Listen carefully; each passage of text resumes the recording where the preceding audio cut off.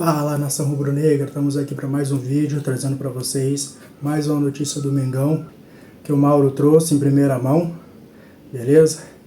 Se você gostou, não se esqueça de se inscrever no canal, curta o vídeo, compartilhe com seus amigos para ficarem por dentro de mais notícias do Mengão. Bora pro vídeo. E tem o Flamengo do Tite batendo o recorde, hein?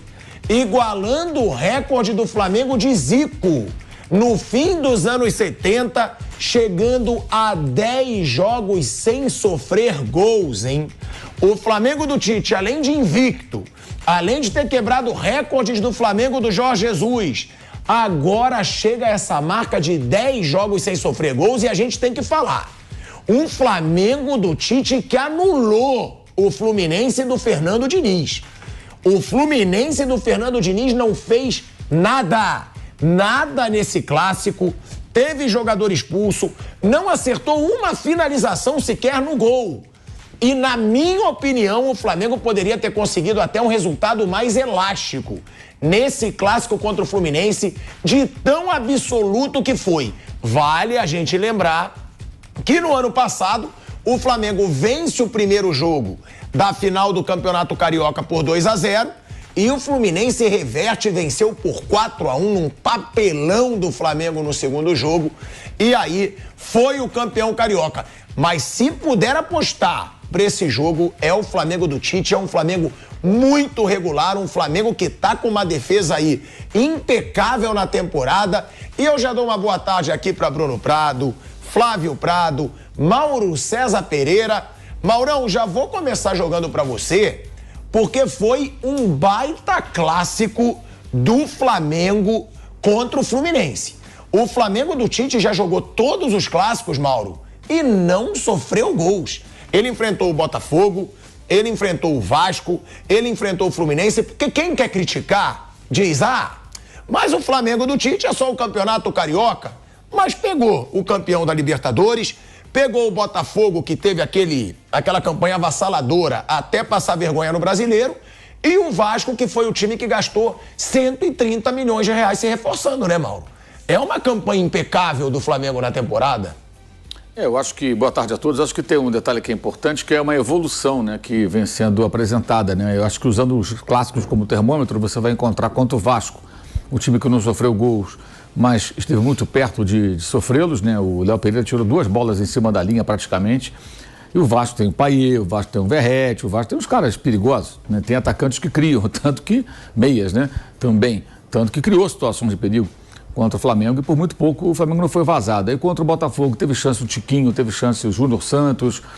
Já contra o Fluminense, no outro clássico que o Flamengo venceu, ainda na Taça Guanabara, também 2-0, o Fluminense não teve chance. Teve 2 chutes a gol, um do Arias numa falta de longe, o Rossi defendeu, um chute do Alexander ali pro lado esquerdo, que o Rossi também defendeu, não teve tanta dificuldade. Não foram situações de extremo perigo. Ontem o Fluminense não chutou nenhuma bola no gol.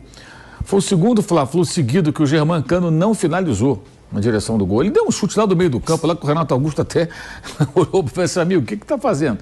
Um chute totalmente despretensioso, não dá nem para chamar aquilo de finalização. Então, um grande artilheiro do Fluminense não conseguiu. Por quê? Porque o Flamengo, ele dificulta os adversários quando esses tentam criar situações de perigo contra ele. Foi uma atuação muito convincente, o time está evoluindo muito, mas tem um grave defeito ainda, né? O Tite fala muito no equilíbrio. O que seria o equilíbrio dessa equipe, a grosso modo? Um time que não toma gol ou que toma poucos gols. Claro que ele vai sofrê-los, mas se continuar assim ao longo da temporada, deve ser um time que sofra poucos gols, né? Não vai ficar tomando de 4-0 do Bragantino, 3-0 do Cuiabá, 4-1 do Fluminense, tomar 2 gols do Maringá, tomar 3 gol do Grêmio, do jeito que foi. 3 do Grêmio em 10 minutos, tomar gol do Nublense, né? E por aí vai. Foram vários vexames. Santos, a virada do Santos que virou também, essa coisa toda. Então, e foi assim com o Tite, com o Sampaoli, com o Vitor Pereira, com o Mário Jô, com todo mundo. Não era culpa de um técnico especificamente. Ele mesmo sofreu com isso. Mas agora não, um trabalho mais autoral. Ele pegou do começo do ano, já conhecendo os jogadores. Veja como foi importante ele assumir no ano passado. E aí ponto para a diretoria que conseguiu convencer o Tite a começar. Isso foi um acerto, né? Porque ele não queria começar em 2023. E aí o que argumentaram? O Tite, você começa agora, já conhece o elenco, nos ajuda a classificar para a Libertadores. E aí a gente no ano que vem começa de outra forma. Até aí está dando certo. Poderia ter sido melhor, não fosse a pasmaceira do modo banana, que entrou em ação em algumas partidas, que o Flamengo poderia ainda assim ter sido campeão brasileiro.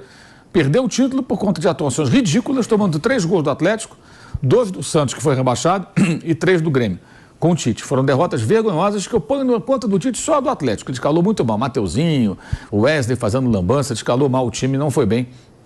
Nos outros jogos, acho que a responsabilidade maior foi dos jogadores, né?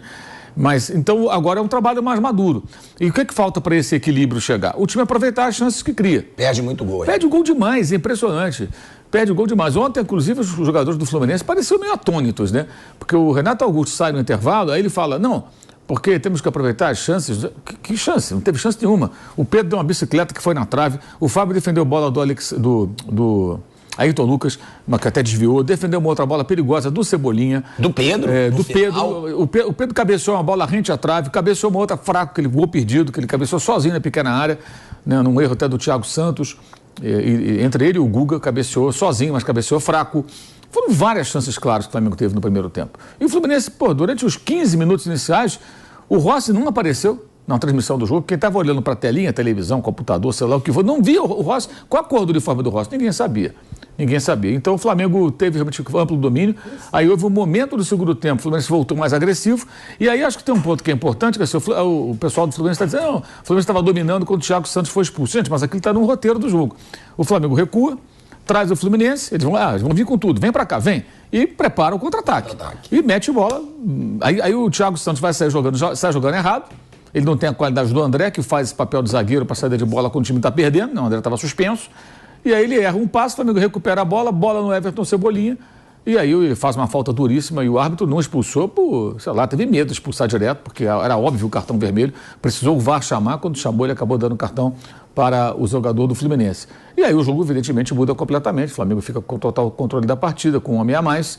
E o 1-0 no final, depois que acabou sendo 2-0, ainda assim foi muito barato. O Flamengo teve a chance até de golear ontem. A disparidade entre os times ontem ficou muito evidente. Eu acho que o Fernando Diniz foi muito mal no jogo e muito mal em momentos da entrevista, com uma dificuldade muito grande de reconhecer algumas escolhas que comprovadamente não deram certo. Esse é um caminho bem perigoso e o Fluminense vai precisar, acho que, a se confirmar a eliminação, o que é muito provável que aconteça, né? Acho que ele vai precisar fazer uma reflexão sobre o trabalho. Eu tenho falado sempre que o Fluminense não está jogando bem esse ano, ganhou a Recopa, mas não tem jogado boas partidas, não fez nenhum jogo realmente bom, nenhum. E mesmo na Recopa, correu muito mais riscos lá no Equador do que a LDU correu risco no Rio de Janeiro. O time equatoriano criou muito mais chances de gol do que o Fluminense criou. E lá escapou demais, perdeu só de 1-0, conseguiu fazer 2-0, né, numa bola alçada, bem lançada pelo Samuel Xavier, que o Arias cabeceou, e um pênalti bobo lá que o menino lá do Equador fez, e acabou o Fluminense ganhando por... Mas não jogou bem. E ontem foi muito dominado. É um time mais velho, Mauro, que sem o André cai? O time tinha uma média ontem de 33,3 anos. É um time muito envelhecido. E Renato Augusto, com um ganso do meio campo ontem. Gente, o De La Cruz jogou à vontade. O Arrascaeta jogou à vontade. Não pode deixar esse cara jogando à vontade. Você tem que ter um meio campo mais combativo. E ele fez uma opção por jogadores, assim, e aí ele aumenta a média de idade quando sai o Diogo Barbosa e coloca o Marcelo para o começo do segundo tempo. E o Marcelo vai embora, né? Aí o Flamengo põe o Bruno Henrique por ali, quer dizer, poderia ter sido muito pior para o Fluminense. E eu acho que o Flamengo tem que ajustar essa questão das finalizações, que é um problema bem antigo, mas foi muito superior, muito superior.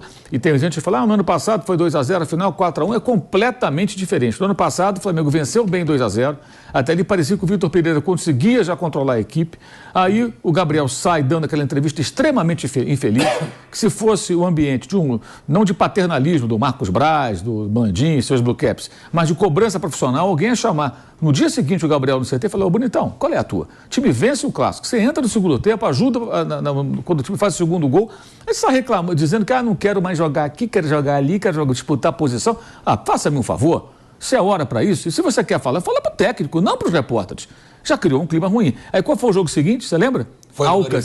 Alcas. Foi o Alcas. Aí o Flamengo vai lá para o Equador, o Alcas mal tinha jogado na temporada, tinha perdido jogadores da temporada anterior que ele conseguiu vencer o campeonato, se classificou para a Libertadores, um time todo remendado, time fraco. O Flamengo toma uma virada, tinha um centroavante que pesava 180 quilos, enorme, né?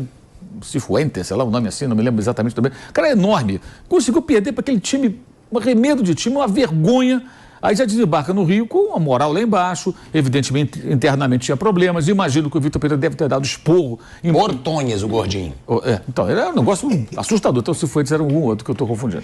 Mas o fato é que o Vitor Pereira deve ter cobrado, aquilo já estragou o ambiente, alguma coisa ali dentro aconteceu, e o outro jogo o Flamengo andou em campo, né? Foi uma atuação vergonhosa que eu sempre falo, eu acho um absurdo que só o técnico tenha pago aquela conta. Alguém tinha que estar, os jogadores ser cobrados também, não sei se rescindir contrato, eu não sei, mas não deu nada para eles, porque é só, quem tiver dúvida pega o jogo para ver, é uma vergonha. Foi o resumo do Flamengo do ano passado. Né? E aquele jogo é uma vergonha, os caras andaram em campo, os caras não competiram, o Fluminense passeou, tomaram os gols assim com a maior facilidade, isso dificilmente vai acontecer, né, gente? Que não tem jogo de meio de semana pro Flamengo para ter problema nenhum, para perder para Alcas, né?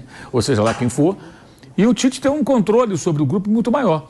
Você vê, e não tinha nem Gabriel ontem para ficar falando coisa no intervalo, na saída do campo, porque ele estava fora de combate, estava lesionado. E não foi no jogo, né? Ele foi. Foi no jogo e tal. Essa é uma outra questão também que você pode explorar.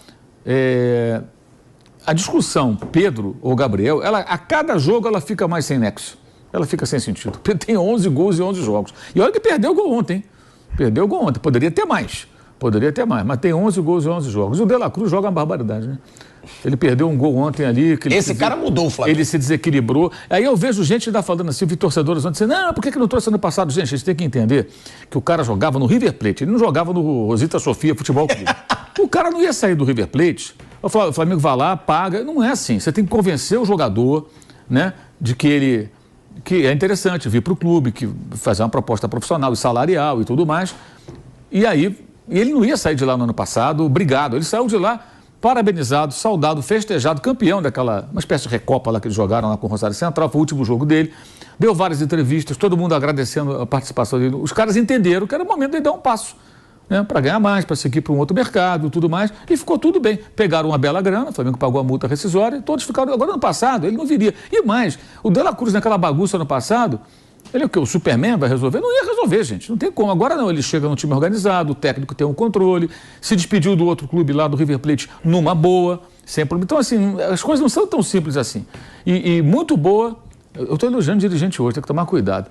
Muito boa a palavra do Marcos Braz sobre o episódio Maicon, na coletiva que eles deram na sexta-feira, na apresentação do Léo Ortiz. Foi sexta, né? Foi. Então, assim, foi depois do programa, então, a primeira oportunidade que eu tenho de falar aqui no Jovem Pan a respeito.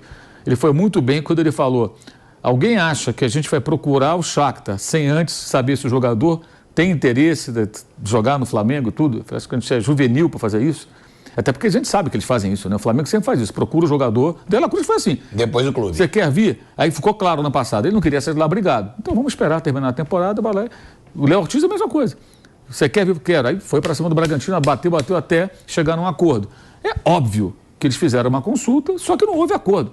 Então foi vendido, de novo, uma agenda positiva, que é o que de pior pode acontecer para o Corinthians. São essas notícias supostamente positivas. Que ele preferiu o Corinthians. Ele não tinha escolha. Como é que ele poderia escolher se ele não houve acordo do Shakhtar com o Flamengo? Não tinha como ele escolher, gente. E aí quando vem, eu falo isso sempre, o cara vai dizer, olha lá, a gente aí, diz que, cara, o que isso beneficia o Corinthians? Isso é cortina de fumaça, gente. O Corinthians está se despedindo do campeonato eliminado antecipadamente. Com a vergonha. É com isso que o Corinthians tem que pensar e se preocupar. Aí o perfil coloca lá, aqui é Corinthians eliminado. De novo, precocemente, do Campeonato Paulista. Faça-me um favor, né? Quer dizer, as pessoas têm que ser um pouco mais críticas e um pouco mais maliciosas também. Porque esse negócio de agenda positiva está pesado. E o Marcos Braz foi bem aí. Eu tenho só criticado, não falta motivo para te criticar, mas ele foi bem. Porque ele realmente respondeu aquilo que é o óbvio, gente. Não chega quem não quer, entendeu? As pessoas têm que começar a olhar as coisas com um pouco mais de uma lupa, né? Para ver se conseguem perceber. Ô Mauro, antes de chamar o Bruno e o Flávio, uma pergunta, que o De La Cruz, ele mudou esse Flamengo, né? O De La Cruz mudou o Flamengo. E o que eu percebo é que o Flamengo está jogando melhor nesses últimos jogos. Por que eu digo isso? Porque o Gerson tá fora. Será que tem como o Gerson sair desse time? Porque quem tá jogando, o Luiz Araújo também tem entrado. O Flamengo tá jogando bem. Será que a escalação vai ter o Gerson no banco ou você acha que mesmo assim o Gerson, quando ele voltar, ele vai barrar alguém? Porque eu tenho gostado do Flamengo do jeito que tá. Você tem ali o Pulgar e o De La Cruz e os jogadores jogando abertos ali com o Pedro. Ali acho que tem uma posição pro Gerson que é o lado direito ali. Do Luiz Araújo. Luiz Araújo, que destoa, né? Eu acho que o Luiz Araújo é um jogador de um nível abaixo dos titulares do Flamengo. Ele é muito voluntarioso, ele ajuda muito sem bola. Até em jogos como o de ontem, eu acho que é importante começar com ele. Porque é o momento do jogo que vai ter muita pressão e é um cara que vai correr, vai voltar, vai marcar, vai trabalhar sem bola o tempo todo, vai deixar tudo em campo. Só que ele faz muitas escolhas erradas, né? Ontem ele é substituído depois de uma bola que ele pega do lado direito, ele não chutou, não cruzou, fez um sei lá o que com a bola, ele se precipita. Mas acho também que o Tite pode trabalhar melhor isso, sabe? Pô, calma, filho, vai com calma, faz assim, faz diferente, não define tão rápido, olha ao seu redor, um pouco mais de... Acho que pode lapidar um pouco, porque ele tem seus predicados. Mas hoje, eu acho que assim, a saída dele para a entrada do Gerson, acho que é uma tendência. Mas no médio prazo, que o Gerson vai ficar uns 3 meses fora, né? Até o Gerson voltar, treinar, entrar em forma, vai demorar bastante só no Campeonato Brasileiro e nas outras competições. Então, mas eu acho que o buraco ali que existe ali para ele entrar é ali na direita. E até lá, a gente não sabe, por exemplo, como é que vai ser... O segundo volante já é o De La Cruz, né? Não tem como tirar não, eu acho que ele não vai mexer mais ali, não tem sentido. Porque ele começou com o De La Cruz mais à direita e o Gerson centralizado buscando a bola no meio dos zagueiros. Agora o Pulgar está fazendo isso, o De La Cruz joga um pouco à frente e com muito mais liberdade para circular. Eu acho que não faz sentido o Tite fazer uma mudança no posicionamento do Uruguai. Então, a chance de encaixar o Gerson seria pela direita, onde ele já jogou desde o tempo do Jorge Jesus. Como fazia, mal comparando, como jogava o Everton Ribeiro. É um ponta, que é um ponta armador, um cara que joga pelo lado, mas canhoto, quer dizer, o cara que vai trazer a bola para dentro, vai abrir o corredor para o lateral, ou para o jogador que cai por ali. Mas antes disso, acho que o Luiz Araújo vai ter que bater de frente com o Vitor Hugo, que vai disputar a posição com ele cada vez mais, que o Tite já definiu que ele joga ali pela direita, é outra característica, mas é um cara que entra na área. Finalizou ontem, o Fábio fez uma boa defesa, um garoto que tem potencial, 19 anos só, e com o Bruno Henrique. E aí com o Bruno Henrique pode ser parar o Bruno entrar na direita, ou então o Cebolinha mudar de lado. Acho que depende de qual desempenho vai ter o Vitor Hugo e o Bruno Henrique. Então, Cebolinha e Pedro estão garantidos. Por enquanto. Sem dúvida, sem dúvida. Acho que o Luiz Araújo que é o cara que corre risco ali com essas duas concorrências aí diretas e uma terceira que pode ser o Gerson. Agora tem um cenário também que a gente sabe que quando começar as competições não vai ter essa molezinha de um jogo por semana, né? Vai ter jogo em cima de jogo, então vai ter jogador machucado, suspenso, jogador poupado por minutagem, desgaste, o fisiologista mostra relatório, aquela coisa toda, e aí o Gerson vai acabar jogando.